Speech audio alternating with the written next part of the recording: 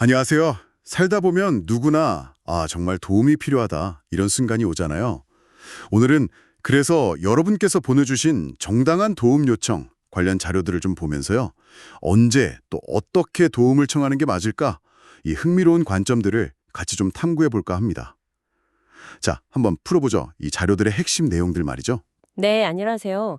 이 자료들이 보니까요, 도움 요청이 그냥 다 되는 게 아니고 정당화될 수 있는 그런 기준들을 딱 제시하더라고요. 기준이요? 네, 예를 들면 뭐 단순히 내 이익만 챙기는 게 아니라 좀 더 큰 거, 고귀한 행위 같은 거 있잖아요. 고귀한 행위? 네, 그런 걸 하려는데 내 능력으로는 좀 부족하다 싶을 때, 혹은 뭐 나나 아니면 다른 사람에게 닥칠 어떤 해악, 이걸 막아야 할 필요가 있을 때, 뭐 이런 상황들이죠.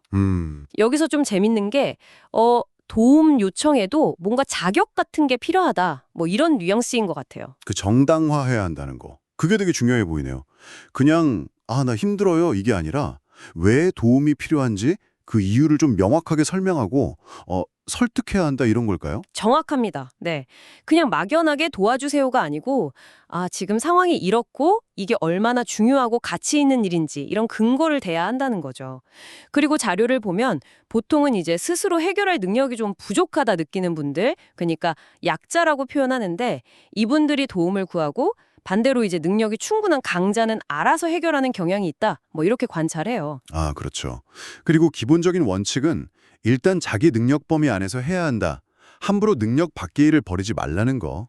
이 자력 해결의 중요성도 되게 강조하고요. 네, 일단 스스로 감당할 수 있는 선에서 최선을 다하는 게 먼저다. 이런 말씀이시군요. 근데 바로 그 원칙에 되게 흥미로운 예외가 딱 나오더라고요. 그 보이지 않는 세계에 대한 이야기요.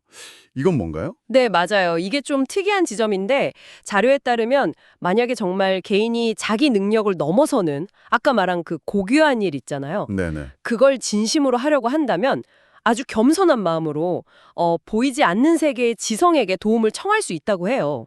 이게 뭐 일종의 우주적 지성이나 뭐 고차원적 존재? 이렇게 볼 수도 있겠죠.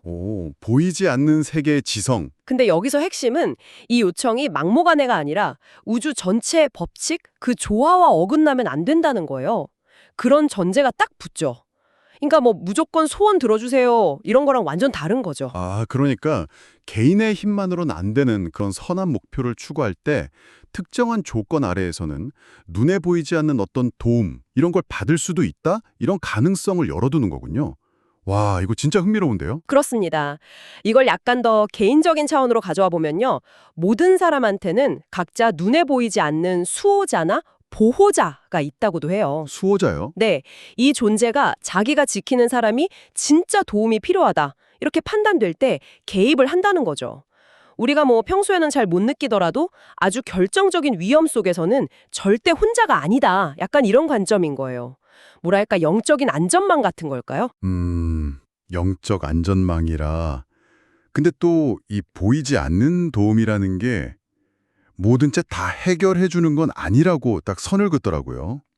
예를 들어서 운명이 딱 정해진 경우, 여기서 운명이라는 게 뭐 개인의 삶의 과업이 끝나서 육체랑 아스트랄체라고 하죠. 그 영적인 몸 사이의 연결이 딱 끊어질 때, 다시 말하면 이제 죽음이 예정된 순간에는 어떤 도움도 소용없다고. 네, 맞아요. 그런 운명적인 수순 아니면 또 카르마 법칙이라고 하죠. 과거의 행동 결과가 지금 꼭 나타나야만 하는 그런 상황에서도 마찬가지예요.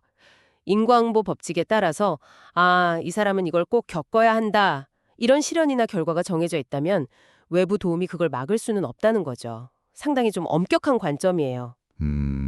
운명이나 카르마가 도움의 한계를 정한다. 이건 뭐 우리 의지나 노력만으로는 어떨 수 없는 그런 영역이 있다는 걸 인정하는 거네요. 그럼 반대로 도움이 좀 확실하게 가능하다. 이런 경우는 어떤 상황일까요? 자료에서는 아주 명확한 이유 없이 생명의 위협을 받는데 스스로를 지킬 힘이 전혀 없는 그런 아주 긴급한 상황이라면요. 그때는 정말 절대적인 확신을 가지고 즉각적인 도움을 요청할 수 있다. 이렇게 강조해요. 긴급 상황일 때. 네. 근데 바로 여기서 또 중요한 질문이 딱 나와요. 뭐냐면 만약에 스스로 노력해서 이게 아무리 힘들고 오래 걸리더라도 해결할 가능성이 조금이라도 있는 문제라면 그때는 도움을 요청하면 안 된다는 거예요. 아, 자력 해결의 원칙이 모든 것보다 우선한다? 이런 거죠. 와, 그렇군요. 결국 스스로 최선을 다하는 그 자세가 어쩌면 도움을 받을 자격의 가장 기본적인 전제다. 뭐 이렇게 볼 수도 있겠네요. 아, 그리고 마지막으로 실존적 도움이라는 말도 잠깐 나오던데 이건 뭐죠? 그 영향력 있는 사람들이 장기말처럼 동원된다. 이런 표현이 좀 인상 깊었어요. 네, 그 부분은 이제 개인이 굉장히 중요한 어떤 실존적인 위기나 과업에 딱 부딪혔을 때요. 때로는 사회적으로 쉼 있는 사람들, 영향력 있는 인물들이 자신들도 잘 모르는 사이에 그 사람을 돕는 쪽으로 이렇게 움직이게 될 수도 있다. 이런 의미로 보여요. 자신도 모르게. 네. 마치 어떤 보이지 않는 힘이 상황을 착착 만들어서 필요한 도움을 딱 연결해 주는 것처럼요. 이것도 어찌 보면 아까 말한 그 보이지 않는 도움의 한 형태라고 볼 수 있겠죠? 그렇군요. 그럼 이 모든 내용을 한번 쭉 정리해보면 우리가 도움을 요청하는 행위에 대해서 어떤 생각을 해볼 수 있을까요?